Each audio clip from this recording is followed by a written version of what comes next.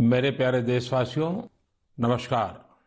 मन की बात की शुरुआत में आज मैं आप सबके साथ एक खुशखबरी साझा करना चाहता हूं। हर भारतीय को यह जानकर गर्व होगा कि देवी अन्नपूर्णा की एक बहुत पुरानी प्रतिमा कनाडा से वापस भारत आ रही है। यह प्रतिमा लगभग 100 साल पहले 1913 के करीब वाराणसी के एक मंदिर से चुराकर देश से बाहर भेज दी गई थी।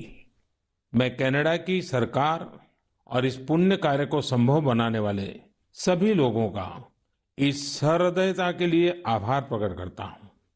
माता अन्नपूर्णा का काशी से बहुत ही विशेष संबंध है। अब उनकी प्रतिमा का वापस आना हम सभी के लिए सुखद है। माता अन्नपूर्णा की प्रतिमा की तरह ही हमारी विरासत की अनेक अनमोल धरोहरें अंतर्राष्ट्रीय गिरोहों का शिकार होती रही है। ये गिरोह अंतर्राष्ट्रीय बाजार में इन्हें बहुत ऊंची कीमत पर बेचते हैं। अब इन पर सख्ती तो लगाई ही जा रही है। इनकी वापसी के लिए भारत ने अपने प्रयास भी बढ़ाए हैं। ऐसी कोशिशों की वजह से बीते कुछ वर्षों में भारत कई प्रतिमाओं और कलाकृतियों को वापस लाने में सफल रहा है।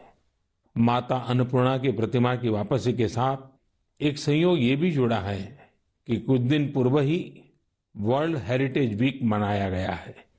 वर्ल्ड हेरिटेज वीक संस्कृति प्रेमियों के लिए पुराने समय में वापस जाने, उनके इतिहास के अहम पड़ावों को पता लगाने का एक शानदार अवसर प्रदान करता है। कोरोना कालखंड के बावजूद भी इस बार हमने इनोवेटिव तरीके से लोगों को ये हेरिटेज वीक मनाते देखा। क्राइसिस में कल्चर बड़े काम आता है। इससे निपटने में अहम भूमिका निभाता है। टेक्नोलॉजी के माध्यम से भी कल्चर एक इमोशनल रिचार्ज की तरह काम करता है। आज देश में कई म्यूजियम्स और लाइब्रेरीज अपने कलेक्शन को पूरी तरह से डिजिटल बनाने पर काम कर रहे हैं। दिल्ली में हमारे राष्ट्रीय संग्रहालय ने इस संबंध में कुछ सराहनीय प्रयास किए हैं।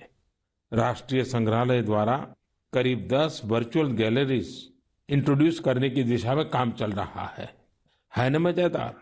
अब आप घर बैठे दिल्ली के नेशनल म्यूजियम गैलरीज का टूर कर पाएंगे, जहां एक और सांस्कृतिक धरोहरों को टेक्नोलॉजी के माध्यम से अधिक लोगों तक पहुंचाना अहम है।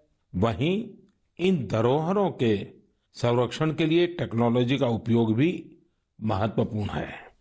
हाल ही में एक इंटरेस्टिंग प्रोजेक्ट के बारे में पढ़ रहा था। नॉर्वे के उत्तर में स्वालबार्ड नाम का एक द्वीप है। इस द्वीप में एक प्रोजेक्ट आर्कटिक वर्ल्ड आर्काइव बनाया गया है। इस आर्काइव में बहुमूल्य हेरिटेज डेटा को इस तरह से रखा गया है कि किसी भी प्रकार के प्राकृतिक या मानव निर्मित आपदाओं से प्रभावित न हो सके। अभी हाल ही में यह भी जानकारी आई है कि अजंता गुफाओं की धरोहर को भी डिजिटाइज करके इस प्रोजेक्ट में संजोया जा रहा है। इसमें अजंता गुफाओं की पूरी झलक देखने को मिलेगी। इसमें डिजिटलाइज और रिस्टोर्ड पेंटिंग के साथ साथ इससे संबंधित दस्तावेज और कोट्स भी शामिल होंगे। साथियों, महामारी ने एक और जहां हमारे काम करने के तौर तरीकों को बदला है, तो दूसरी ओर प्रकृति को नए ढंग से अनुभव करने का भी अवसर दिया है। प्रकृति को देखने के हमारे नजरिए में भी बदलाव आया है। अब हम सर्दियों के मौसम में कदम रख रहे हैं। हमें प्रकृति के अलग अलग रंग देखने को मिलेंगे। पिछले कुछ दिनों से इंटरनेट चेरी ब्लॉसम की वायरल तस्वीरों से भरा हुआ है। आप सोच रहे होंगे, जब मैं चेरी ब्लॉसम की बात कर रहा हूं तो जापान की इस प्रसिद्ध पहचान की बात कर रहा हूं, लेकिन ऐसा नहीं है। ये